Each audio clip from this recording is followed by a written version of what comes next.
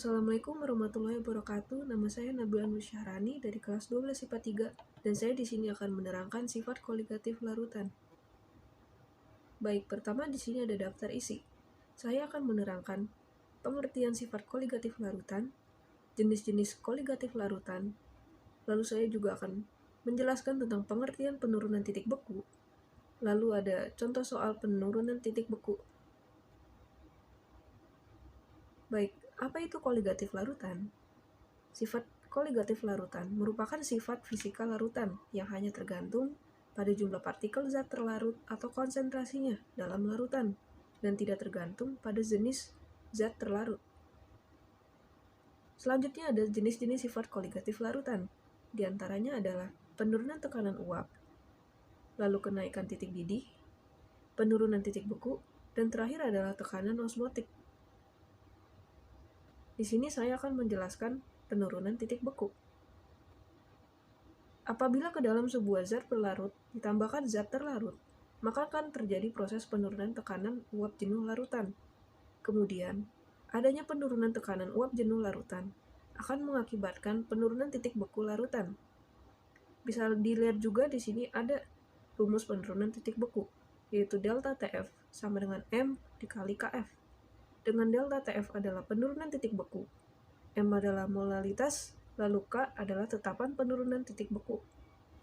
Baik, lanjut ke contoh soal. Sebanyak 45 gram glukosa atau Mr sama dengan 180 dilarutkan dalam 500 gram air.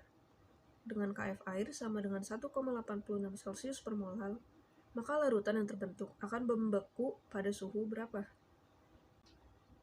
Baik, dapat dilihat dari soal, kita dapat mengetahui massa glukosanya adalah 45 gram, lalu ada Mr glukosa adalah 180, lalu ada KF air sama dengan 1,86 Celcius per molal.